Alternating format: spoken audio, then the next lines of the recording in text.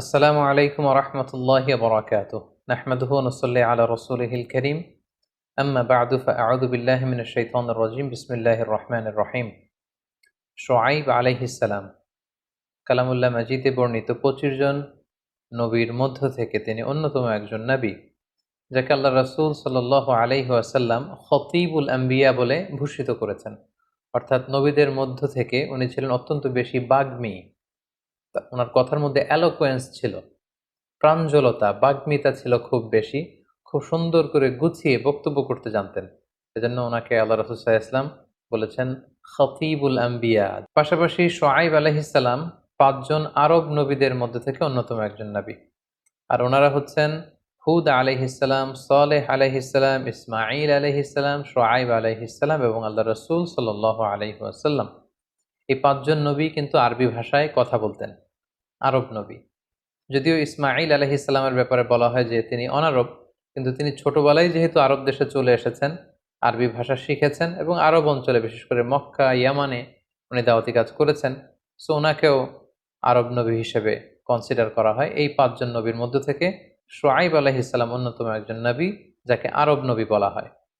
পাশাপাশি মূসা আলাইহিস সালাম, তার শ্বশুর ছিল এই শুআয়ব আলাইহিস সালাম, এ মর্মেও অনেকে মতামত পেশ করেছেন। এর মধ্যে উল্লেখযোগ্য হচ্ছেন আল হাসান আল বসরি এবং ইমাম মালিক রাহিমাহুল্লাহ। যদিও এ ব্যাপারে মতানৈক্য রয়েছে, অন্যান্য অনেক স্কলাররা বলেছেন যে না, মূসা আলাইহিসসালাম যেই রজুলুন সলেহ অর্থাৎ নেককার বৃদ্ধ লোকের মেয়েকে বিয়ে করেছিলেন, তিনি হচ্ছেন অন্য একজন লোক, তিনি শুআয়ব আলাইহিসসালাম ছিলেন না। সূরা কসাসে যে ঘটনাটা এসেছে যে মূসা আলাইহিসসালাম একজন লোককে হত্যা করে মিশর থেকে তিনি যখন পালিয়ে মাদিয়ানে চলে আসলেন, তখন তিনি ২ জন কন্যাকে দেখতে পেলেন, তারা বসে আছে, তারা ছাগলকে পানি পান করাতে পারছেন না। মূসা আলাইহিস সালাম সাহায্য করলেন। তারপর এই মেয়েদের বাবা মূসা আলাইহিস সালামকে ডেকে পাঠালেন। এই যে বাবা, তিনি কে ছিলেন? তিনি কি শুআয়ব আলাইহিস সালাম ছিলেন নাকি অন্য কেউ? কেউ কেউ মত পেশ করেছেন যে তিনি শুআয়ব আলাইহিস সালাম ছিলেন, আবার অনেকে বলেছেন যে না। বিশেষ করে ইবনু কাসিরের বর্ণনার দিকে যদি আমরা খেয়াল করি, তিনি বলেছেন যে না, মূসা আলাইহিস সালামের শ্বশুর তিনি শুআয়ব আলাইহিস সালাম ছিলেন না, বরং অন্য কেউ ছিলেন। কিন্তু ইমাম মালিক আলাইহি রাহমা এবং হাসান আল বসরি আলাইহি রাহমা, ওনারা সহ আর অনেকে মতামত পেশ করেছেন যে না, শুআয়ব আলাইহিস সালামই ছিলেন মূসা আলাইহিস সালামের শ্বশুর। শুআয়ব আলাইহিস সালামকে আল্লাহ তাআলা মাদিয়ান এলাকায় পাঠিয়েছেন। কোরআনের বিভিন্ন জায়গায় আল্লাহ তাআলা বলেছেন ওয়া ইলা মাদিয়ানা আখাহুম শুআয়বা, আমি মাদিয়ান ভূখণ্ডে, মাদিয়ান এলাকাতে শুআয়ব আলাইহিস সালামকে নবী হিসেবে প্রেরণ করেছি। এবং এই মাদিয়ান এলাকাটি কোথায়? এটি হচ্ছে আরাবিয়ান পেনিনসুলার একেবারে নর্দার্ন সাইডে অবস্থিত, আরব উপদ্বীপের একেবারে উত্তর দিকে অবস্থিত, যেটি বর্তমানে সৌদি আরবের তাবুক শহর এর খুব কাছাকাছি একটি এলাকা। এই মাদিয়ান এলাকাটিকে, এই এলাকার লোকজনকে আসহাবু মাদিয়ান বলার পাশাপাশি আসহাবুল আইকাও বলা হয়। আইকা মানে হচ্ছে এক ধরনের গাছ। মুফাসসিরিন ইকরাম বলেছেন ওই এলাকাটি ঘন গাছে, নিবিড় ঘন গাছে পরিবেষ্টিত ছিল, এজন্য এই জায়গাটাকে বলা হয় আইকা। আর এখানে যারা বাস করতো তাদেরকে বলা হতো আসহাবুল আইকা। আবার কেউ কেউ বলেছেন, অনেক মুফাসসিরিন ইকরাম, যে আইকা হচ্ছে একটি গাছের নাম। মাদিয়ান এলাকার লোকেরা সেই গাছের পূজা করত, ওই গাছের উপাসনা করত, ফলে তাদেরকে আসহাবুল আইকা বা আইকাবাসী বা জঙ্গলের অধিবাসী বলে অভিহিত করা হয়েছে। কালামুল্লাহ মাজিদে যে ৬টি জাতিগোষ্ঠীকে আল্লাহ তাআলা তাদের পাপের কারণে, অন্যায়ের কারণে আযাব দিয়ে ধ্বংস করেছেন, তার মধ্যে অন্যতম একটি হচ্ছে শুআয়ব আলাইহিস সালামের কওম, অর্থাৎ আহলু মাদিয়ান বা আসহাবুল আইকা। এই মাদিয়ানবাসীরা, তারা ব্যবসায়ী হিসেবে খুব খ্যাতিমান ছিল তখনকার সময়ে, এবং ব্যবসায় তারা অনেক সমৃদ্ধি অর্জন করেছিল। এ পর্যায়ে আমরা এই মাদিয়ান জাতিগোষ্ঠীর যদি বৈশিষ্ট্যের দিকে খেয়াল করি, মানে এই নেশনের যে ফিচার কোরআনে এসেছে সেদিকে যদি আমরা খেয়াল করি, কি কি বৈশিষ্ট্য দ্বারা বৈশিষ্ট্যমণ্ডিত ছিল আহলু মাদিয়ান বা মাদিয়ানের অধিবাসী, তাহলে আমরা প্রথম যে কথাটি বলতে চাই সেটি হচ্ছে মাদিয়ানবাসীরা বেসিকলি ইব্রাহিম আলাইহিস সালামের এক আরব বংশোদ্ভূত কানাআন স্ত্রী, যার নাম ছিল কতুরা, তার গর্ভস্থ এক পুত্রের বংশধর। আমরা ইব্রাহিম আলাইহিস সালামের ২ জন স্ত্রীর কথা খুব বেশি শুনেছি, এক হচ্ছে হাজেরা, আরেক হচ্ছে সারা। কিন্তু কানাআনি বংশোদ্ভূত ওনার কিন্তু আরেকজন স্ত্রী ছিল, যার নাম ছিল কতুরা। তার গর্ভস্থ এক পুত্র সন্তানের বংশধর হচ্ছে এই আসহাবু মাদিয়ান। তারা কুফরি করা ছাড়াও আরও কিছু সমস্যায় জর্জরিত ছিল, যেগুলোর ব্যাপারে কোরআনে উল্লেখ হয়েছে। প্রথম হচ্ছে, তারা যেহেতু ব্যবসায়ী ছিল, তারা মানুষকে ওজনে কম দিত। কালামুল্লাহ মাজিদে খুব সুস্পষ্ট বিভিন্ন আয়াতে এটা উল্লেখ করা হয়েছে যে তারা যখন মাপযোগ করে অন্যকে প্রোডাক্ট দিত বা পণ্য দিত, তারা ওজনে কম দিত। তারা মানুষকে ঠকাতো এবং তারা ডাকাতি করত, রাহাজানি করত। তারা সমাজে রাহাজানি, লুটপাট এগুলো করত, জনগণের সম্পদ অন্যায়ভাবে ভক্ষণ করত। এই ছিল মাদিয়ান জাতিগোষ্ঠীর ফিচার বা বৈশিষ্ট্য। তাদের এই পাপ কাজ থেকে ফিরিয়ে আনবার জন্য আল্লাহ তাআলা এই মাদিয়ান জাতিগোষ্ঠীর কাছে সাইয়েদনা শুআয়ব আলাইহিস সালামকে প্রেরণ করেছেন। তিনি সেখানে কিভাবে দাওয়াত দিলেন এ ব্যাপারে কালামুল্লাহ মাজিদে খুব সুন্দরভাবে উল্লেখ রয়েছে। যেহেতু তিনি ছিলেন খতিবুল আম্বিয়া, নবীদের মধ্যে সবচেয়ে বেশি বাগ্মী, বক্তব্য দানে পারদর্শী, তিনি কিভাবে ওনার বক্তব্যের প্রাঞ্জলতা দিয়ে ওনার এলাকাবাসীকে দাওয়াত দিয়েছেন, আমরা সেটা এবার শুনব। সাইয়েদনা শুআয়ব আলাইহিস সালাম মাদিয়ানের লোকজনদেরকে তিনি তাওহীদের দাওয়াত দিয়েছেন, রিসালাতের দাওয়াত দিয়েছেন, আখিরাতের দাওয়াত দিয়েছেন। কিভাবে এই দাওয়াতগুলো দিয়েছেন এ ব্যাপারে কোরআন বলছে যে ওয়াইলা মাদিয়ানা আখাহুম শুআয়বা, মাদিয়ানে আমি শুআয়বকে পাঠিয়েছি। ক্বালা ইয়া কওমি ইবুদুল্লাহ মা লাকুম মিন ইলাহিন গায়রুহু, হে আমার জাতিগোষ্ঠী, তোমরা আল্লাহর ইবাদত করো, আল্লাহ ছাড়া কোনো ইলাহ নেই। এই দাওয়াতটি সব নবীদের একটা কমন দাওয়াত ছিল। সব নবীরাই কিন্তু তাদের জাতির লোকদেরকে এক আল্লাহর ইবাদতের প্রতি আহ্বান করেছেন। ইদ ক্বালা লাহুম শুআয়বুন আলা তাত্তাকুন, সূরা শুআরা আল্লাহ তাআলা বলছেন যে শুআয়ব আলাইহিস সালাম যখন তার জাতিগোষ্ঠীকে বলল, তোমরা কি পাপ কাজ ছেড়ে আল্লাহকে ভয় করবে না? ইন্নী লাকুম রাসূলুন আমিন, নিশ্চয় আমি তোমাদের কাছে বিশ্বস্ত রাসূল হয়ে প্রেরিত হয়েছি। ফাত্তাকুল্লাহ, হে মাদিয়ানের লোকেরা তোমরা আল্লাহকে ভয় করো। ওয়া আতিউন, আর রাসূল হিসেবে আমার আনুগত্য করো। ওমা আসআলুকুম আলাইহি মিন আজর ইন আজরিয়া ইল্লা আলা রাব্বিল আলামিন, আমি যে দাওয়াত দিচ্ছি আমি তো কোনো কিছু চাচ্ছি না তোমাদের কাছে প্রতিদান জানে, আর আমি তো রব্বুল আলামিন আল্লাহর কাছ থেকে নিব। তারা যে ওজনে কম দিত, মাপে কম দিত, মানুষ ঠকাতো, এই বিষয়গুলো উল্লেখ করে শুআয়ব আলাইহিস সালাম বলেছিলেন, ফাআউফুল কাইলা ওয়াল মিজান ওয়ালা তাবখাসুন নাসা আশিয়াআহুম, তোমরা ওজনে কম দিও না, তোমরা যথাযথভাবে ওজন করে পরিমাপ করে মানুষকে তাদের পণ্য দাও, মানুষকে তোমরা ঠকিও না, তাদেরকে কম দিবে না। ওয়ালা তুফসিদু ফিল আরদ বা'দা ইসলাহিহা, আর এই জমিনটাকে আল্লাহ সুন্দর করার পরে এই চমৎকার জমিনে তোমরা ফাসাদ সৃষ্টি করো না।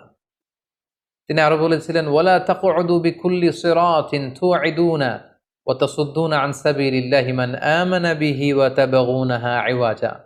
তাদের একটা অভ্যাস ছিল, তারা তাদের এলাকার বিভিন্ন জাংশন বা পয়েন্টে বসে বসে কাফেলাদের লুটতরাজ করত, রাহাজানি করত, ডাকাতি করত, তাদের সম্পদ ছিনিয়ে নিত। তিনি বললেন, রাস্তায় বসে বসে এই ডাকাতি রংবাজি তোমরা করো না, তোমরা মানুষকে আল্লাহর পথ থেকে বাধা দিও না। ওয়াযকুরু ইয কুনতুম কলিলান ফাকাসসারাকুম, তোমরা আল্লাহকে স্মরণ করো যখন তোমরা সেই নিয়ামতকে স্মরণ করো যে তোমরা ছিলে সংখ্যায় একেবারে কম, সেই অল্প সংখ্যক এই জাতিগোষ্ঠীকে আল্লাহ নেয়ামত দিয়ে তোমাদের বংশ বিস্তার করে তোমাদের পুরো এলাকাতে কাজে কর্মে ব্যবসায় বারাকা দিয়ে আল্লাহ তাআলা তোমাদেরকে বিশাল জনগোষ্ঠীতে রূপান্তর করেছেন। ওয়াংযুরু কাইফা কানা আকিবাতুল মুফসিদিন, তোমাদের আগে যে সমস্ত জাতিগোষ্ঠী এরকম ফাসাদ করত তাদের অবস্থা কি হয়েছে, তাদের রেজাল্ট কি হয়েছে, তাদের পরিণতি কি হয়েছে, তাদের ভাগ্যে কি জুটেছে, এটা কি তোমরা দেখো না? সেখান থেকে তোমরা শিক্ষা নিবে না? এভাবে তিনি দাওয়াত দিতে লাগলেন। তিনি আরো বললেন, ইন্নী আরাকুম বিখাইরিন ওয়া ইন্নী আখাফু আলাইকুম আযাবা ইয়াউমিন মুহীত, হে জাতিগোষ্ঠী, হে মাদিয়ানের আমার ভাইয়েরা, আমার প্রিয় জনগোষ্ঠীরা, নিশ্চয় আমি তোমাদের কল্যাণকামী, আমি ইউর ওয়েল উইশার, আমি তোমাদের শুভাকাঙ্ক্ষী, আমাকে তোমরা ভুল বোঝো না। ওয়া ইন্নী আখাফু আলাইকুম আযাবা ইয়াউমিন মুহীত, তোমরা যদি এই ওজনে কম দেওয়া, লোক ঠকানো, রাহাজানি, লুটতরাজ, ডাকাতি এগুলো যদি বন্ধ না করো, আমি ভয় পাচ্ছি যে এমন কঠিন আযাব এসে তোমাদেরকে পাকড়াও করবে, যেদিন তোমাদেরকে বাঁচাবার মতো কেউ থাকবে না।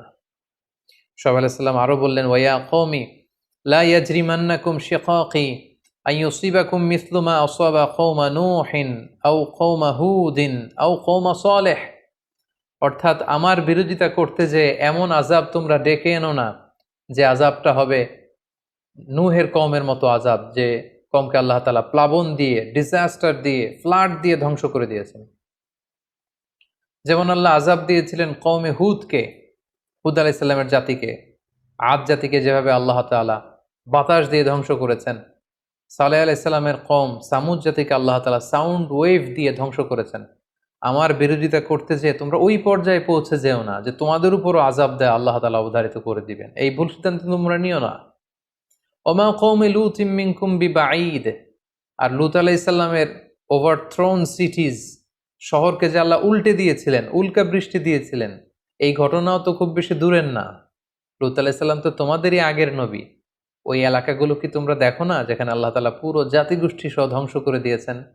লূত আলাইহিস সালামের এই উল্টে দেওয়া সাদুম কমিউনিটির ঘটনা, এটা তো লোকে লোকে সবার মুখে প্রচলিত, সবাই তোমরা জানো। তারপরেও কি তোমরা ভালো পথে ফিরে আসবে না? সত্যের পথে, কল্যাণের পথে কি ফিরে আসবে না? তিনি শেষবারের মতো বললেন, ওয়াস্তাগফিরু, পুরো জাতি একসাথে আল্লাহর কাছে ক্ষমা চাও। ওয়াস্তাগফিরু রাব্বাকুম সুম্মা তুবু ইলাইহি, তার কাছে তওবা করো। ইন্না রব্বি রহিমুন ওয়াদুদ, নিশ্চয়ই আমার রব আল্লাহ তাআলা তিনি মেহেরবান, দয়াময়।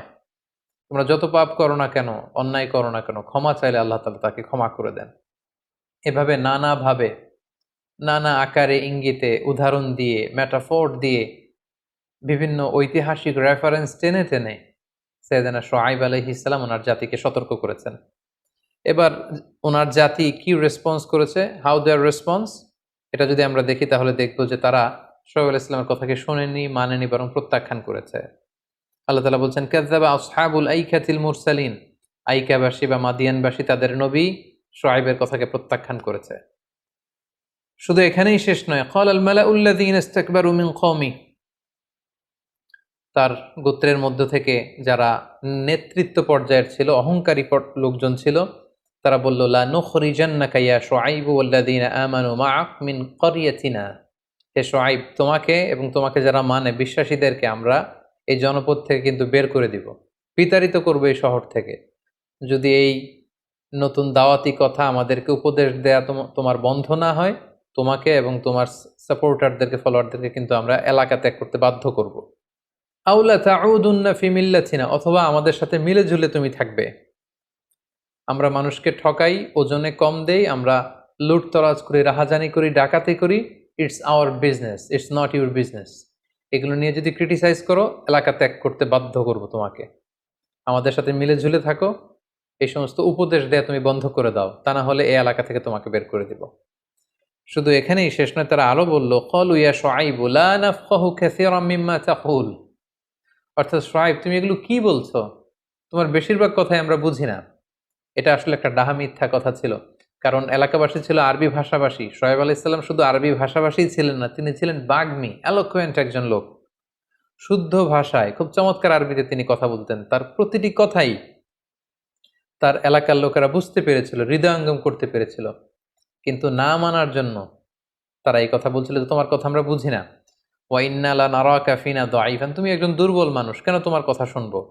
ওয়ালাউলা রাহতুকা লারাজামনাক, যদি তোমার ফ্যামিলি সাপোর্ট না থাকতো তাহলে তোমাকে পাথর মেরে আমরা হত্যা করতাম। অর্থাৎ শুআয়ব আলাইহিস সালাম অনেক সম্ভ্রান্ত, ভেরি প্রেস্টিজিয়াস এন্ড ডিগনিফাইড একটা ফ্যামিলিতে, গোষ্ঠীতে এসেছিল, এবং ওই গোষ্ঠীর ভয়ে তারা শুআয়ব আলাইহিস সালামের গায়ে হাত দিতে সাহস পাচ্ছিল না। যেমনটি ঘটেছিল হুবহু মক্কাতে আল্লাহ রাসূল সাল্লাল্লাহু আলাইহি ওয়াসাল্লামের ক্ষেত্রে। কুরাইশের লোকেরা রাসূল সাল্লাল্লাহু আলাইহি ওয়াসাল্লামকে হত্যার জন্য ষড়যন্ত্র করত, উদ্ধত হয়েছিল রক্তপাত করার, আক্রমণ করার, কিন্তু তিনি বনু হাশিমি, হাশিমি খানদানের লোক, অর্থাৎ অনেক বংশীয় একজন লোক ছিলেন। আল্লাহ রাসূল সাল্লাল্লাহু আলাইহি ওয়াসাল্লামের চাচা আবু তালেব, হি was the chieftain of Quraish, কুরাইশের প্রধান নেতা ছিলেন, এবং তিনি রাসূল সাল্লাল্লাহু আলাইহি ওয়াসাল্লামকে শেল্টার দিতেন, সাপোর্ট দিতেন। তার ভয়ে, বনু হাশিম গোত্রের ভয়ে কুরাইশের লোকেরা আল্লাহ রাসূল সাল্লাল্লাহু আলাইহি ওয়াসাল্লামকে যেমনি গায়ে টাচ করতে সাহস পেত না, তেমনি শুআয়ব আলাইহিস সালামের কওমের লোকেরা বলতে আরম্ভ করলো যে ওয়ালাউলা রাহতুকা লারাজামনাক, তোমার এই বংশীয় সাপোর্ট যদি না থাকতো তোমাকে আমরা পাথর মেরে স্টোনিং করে হত্যা করতাম। ওয়ামা আনতা আলাইনা বিআজিজ, আর আমাদের উপর তোমার খবরদারিত্ব দেখানোর মতো তো কিছুই নাই। কে তুমি? কেন তুমি আমাদেরকে এরকম উপদেশ দিচ্ছ? এভাবে তুচ্ছ তাচ্ছিল্যের সুরে তারা সাইয়েদনা শুআয়ব আলাইহিস সালামের আনিত দাওয়াতকে প্রত্যাখ্যান করলো। তারা বলল, ইন্নামা আনতা মিনাল মুসাহহারিন, তোমাকে মনে হয় জিনে ধরেছে, তোমাকে কেউ জাদু করেছে, এজন্য শুআয়ব তুমি আবুল তাবুল বকছো। ওমা আনতা ইল্লা বাশারুম মিসলুনা, তুমি তো আমাদের মতোই একজন মানুষ। ওয়া ইন্না যুন্নুকা লামিনাল কাযিবিন, শুআয়ব তোমাকে আমরা মিথ্যাবাদী মনে করি।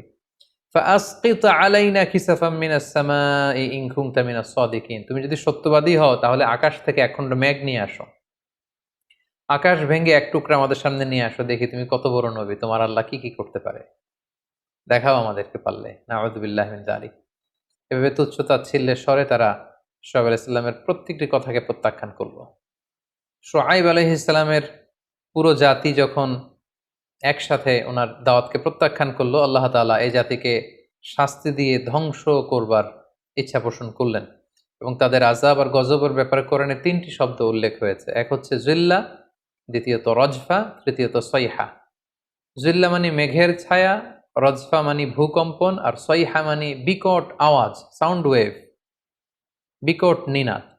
ব্যাপারটি কেমন ছিল আমরা সরাসরি কোরআন থেকে শুনি। শুআয়ব আলাইহিস সালাম তিনি বললেন, সর্বশেষে বললেন, ওয়া কওমি আমালু আলা মাকানাতিকুম ইন্নী আমিল। হে জাতিগোষ্ঠীর লোকেরা, শেষবারের মতো বলছি, তোমরা যাই করো না কেন, তোমরা তোমাদের কাজ করো, আমি আমার দাওয়াত দিয়েই যাব, আমি আমার মিশন ভিশন নিয়ে এগোতেই থাকবো। তবে জেনে রাখো, সাউফা তা'লামুনা মান ইয়াতিহি আযাবু ইউখজিহি ওয়া মান হুয়া কাযিব। তবে অচিরেই যখন আযাব গজব আসবে, তখন তোমরা জানতে পারবে যে কে মিথ্যাবাদী ছিল। যখন এই আযাব এসে তোমাদেরকে অপদস্থ করবে, তখন তোমাদের চোখ খুলবে। ওয়ারতাকিবু ইন্নী মাআকুম রাকিব। অপেক্ষা করো, আমিও অপেক্ষা করছি, দেখো কি হয়।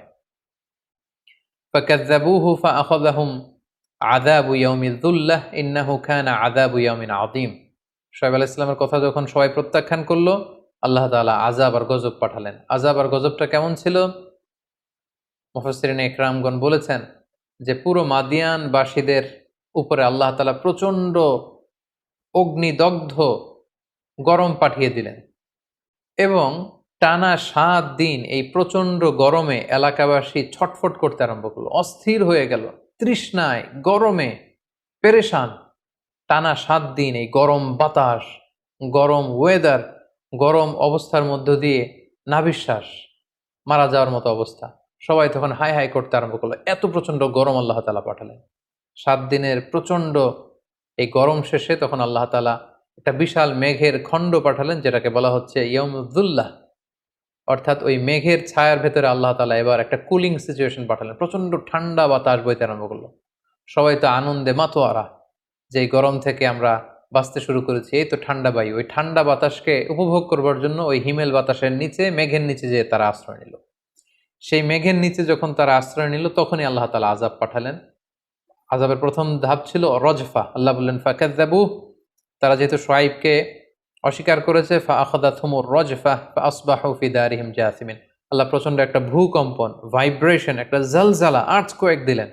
ওই আর্থকোয়েকে সবাই একসাথে চিৎপটাং হয়ে জমিনে পড়ে রইল। এরপর সাইয়েদনা জিবরাইল আলাইহিস সালামকে আল্লাহ তাআলা পাঠালেন। তিনি একটা বিকট নিনাদ, গগন বিদারে চিৎকার দিলেন। ওই চিৎকারের আওয়াজে, ওই সাউন্ড ওয়েভে পুরো মাদিয়ানবাসী কানের পর্দা ফেটে সব লাশ হয়ে পড়ে রইল। আল্লাহ তাআলা বলছেন, ওয়ালাম্মা জাআ আমরুনা, যখন আযাব আমি পাঠালাম মাদিয়ানবাসীদের উপর, নাজ্জাইনা শুআইবান ওয়াল্লাযিনা আমানু মাআহ, আমি শুআইবকে এবং বিশ্বাসীদেরকে মুক্ত করলাম, সেফ জোনে নিয়ে গেলাম, বিরাহমাতিম মিন্না, বিশেষ রহমতে আমাদের পক্ষ থেকে।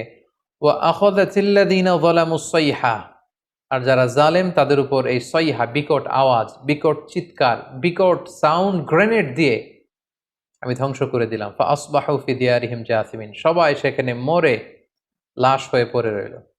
কেমন ছিল তাদের অবস্থা? কাআল্লাম ইয়াগনাউ ফিহা, তারা যে একটা জাতিগোষ্ঠী, একটা নেশন, একটা মাইটি নেশন যে সেখানে ছিল, দেখে বোঝারই উপায় নেই যে এখানে একটা জাতিগোষ্ঠী ছিল। ধ্বংস করে আল্লাহ সব শেষ করে দিলেন। আলা বু'দাল লিমাদিয়ানা কামা বা'iদাত সামুদ, আল্লাহ তাআলা বললেন মাদিয়ান জাতিগোষ্ঠীকে আমি এভাবে ধ্বংস করলাম যেভাবে সামুদ জাতিগোষ্ঠী ধ্বংস হয়েছে। কারণ সামুদ জাতিগোষ্ঠীকেও আল্লাহ তাআলা এই বিকট আওয়াজ দিয়ে একেবারে ধ্বংস করে দিয়েছেন। এবং ঠিক এভাবেই এই আসহাবুল আইকা বা আসহাবু মাদিয়ান বা শুআয়ব আলাইহিস সালামের এই জাতিগোষ্ঠীর পতন ঠিক এভাবেই মাদিয়ান এলাকার মধ্যে ঘটেছে। সম্মানিত, শুধু এ পর্যায়ে আমরা কিছু লাইফ লেসন নেয়ার চেষ্টা করব শুআয়ব আলাইহিস সালামের জীবনী থেকে। প্রথম যে লেসনটি আমরা পাই সেটা হচ্ছে, আমরা যারা ব্যবসা করি, আমরা যদি প্রোডাক্ট দেওয়ার ক্ষেত্রে প্রোডাক্টে কোনো খুঁত থাকার পরেও সেটা মানুষকে না জানাই, আমরা যখন পণ্যে কোনো ভেজাল মিশিয়ে দেই, আমরা যখন কাউকে ওজনে কম দেই, পরিমাপে মাপে ঝোঁকে কম দেই, ৫ কেজির পণ্য যখন আমরা ৪.৫ কেজি দিয়ে এটাকে ৫ কেজি বলে চালিয়ে দিতে চাই, এটা কিন্তু সুস্পষ্ট একটা ডিসিভিং, এটা একটা চিটিং। আমরা চিট করছি তার সাথে। এবং আপনি যদি আপনার ব্যবসাতে চিট করেন তাহলে আল্লাহ তাআলা লানত-প্রাপ্তদের অন্তর্ভুক্ত আপনি হয়ে গেলেন। আল্লাহ তাআলা কোরআনের বিভিন্ন জায়গায় বলেছেন, ওয়াইলুল লিল মুতাফফিফিন, যারা ওজনে কম দেয় তাদের জন্য ধ্বংস, তাদের জন্য লাআনাত। আল্লাহ তাআলা তাদেরকে অভিসম্পাত করেছেন এবং এটা অনেক বড় ধরনের কবিরা গুনাহ। তাই আমরা যারা ব্যবসা করি আমরা যেন কাউকে না ঠকাই, আমরা যেন কাউকে ওজনে কম না দেই। সে যতটুকু পাওয়ার উপযুক্ত, যতটুকু তাকে দিতে হবে সেই পরিমাপই যেন আমরা দেই। কারণ সাইয়েদনা শুআয়ব আলাইহিস সালামের যে কওম মাদিয়ানবাসী, তারা কিন্তু এ কারণেই ধ্বংস হয়ে গিয়েছিল যে তারা ব্যবসায়ী সম্প্রদায় ছিল, আর তারা যখন পণ্য কেনাবেচা করত তারা ওজনে কম দিত। তাই ওজনে কম দেয়া এটা অনেক বড় ধরনের একটা পাপ কাজ, এটা কবিরা গুনাহ, এবং এ কারণেই এই জাতিগোষ্ঠীটি ধ্বংস হয়ে গিয়েছিল। তাই আমরা যারা ব্যবসায়ের সাথে জড়িত আমরা যেন কখনো ওজনে কম দিয়ে আমাদের ক্রেতাদেরকে না ঠকাই। দ্বিতীয় যে শিক্ষাটি আমরা পাই সেটা হচ্ছে, আমি যদি কাউকে ব্যবসায় ঠকিয়ে প্রফিট করি, এটা সরাসরি আমার জন্য একটা হারাম উপার্জন। আর হারাম উপার্জন দিয়ে যে নিজেকে বড় করে বেড়ে ওঠে, ওই দেহ কখনো জান্নাতে যাবে না। বাইহাকির শুআবুল ঈমানে একটি হাদিস এসেছে, আল্লাহ রাসূল সাল্লাল্লাহু আলাইহি ওয়াসাল্লাম বলেছেন যে লা ইয়াদখুলুল জান্নাতা জাসাদুন গুযিয়া বিল হারাম, অর্থাৎ যেই দেহ হারাম খেয়ে বর্ধিষ্ণু হয়েছে, যেই দেহ হারাম খেয়ে বড় হয়েছে, ওই দেহ কখনো জান্নাতে প্রবেশ করবে না। তাই এই হারাম থেকে যেন আমরা আমাদের নিজেদেরকে বাঁচিয়ে রাখার চেষ্টা করি। ৩ নাম্বার যে লাইফ লেসনটি শেয়ার করব সেটি হচ্ছে, যারা হারাম খায় তাদের দোয়া কবুল হয় না। কারণ আল্লাহ তাআলা হচ্ছেন পবিত্র, তিনি পবিত্র ছাড়া কোনো কিছু কবুল করেন না। আপনি যদি আল্লাহ তাআলার কাছে দোয়া করে কিছু পেশ করেন, তাদের দোয়াই আল্লাহ তাআলা কবুল করেন যারা হালাল উপার্জন করে। আকলুল হালাল ফারিদাতুন বা'দাল ফারিদা। হালাল উপার্জন করা এটা একজন মুমিন মুসলমানের জন্য এটা ফরজ। এবং যারা হারাম উপার্জন করে, হারাম খায়, তাদের দোয়া কিন্তু আল্লাহ তাআলা কখনোই কবুল করেন না। সো আমরা যদি চাই যে আমাদের দোয়াগুলো কবুল হোক, আমাদেরকে অন্যায়ভাবে, হারামভাবে যে উপার্জন আছে, ইনকাম আছে, এগুলোকে বন্ধ করতে হবে। সর্বশেষে আমরা যেটি শিখলাম সেটি হচ্ছে, সমাজে ফাসাদ সৃষ্টি করা, ক্যাওস করা, এটা স্ট্রিক্টলি প্রহিবিটেড। কারণ শুআয়ব আলাইহিস সালামের কওমের মধ্যে এই বদ অভ্যাসটি ছিল। তারা রাহাজানি করত, তারা লুটতরাজ করত, তারা সমাজে ফাসাদ সৃষ্টি করত, এবং এটি কিন্তু খুব বড় ধরনের একটি কবিরা গুনাহ। তাই এই জাতীয় ফাসাদ, ক্যাওস করা, বিশৃঙ্খলা সৃষ্টি করা, রাহাজানি করা, এগুলো থেকে যেন আমরা সবসময় মুক্ত থাকতে পারি। আল্লাহ তাআলা আমাদের সবাইকে কথাগুলো বুঝার ও আমল করার তৌফিক দান করুক। হাযা মা ইনদি ওয়াল ইলমু ইনদাল্লাহ, আলাইহি তাওয়াক্কালতু ওয়া ইলাইহি উনীব।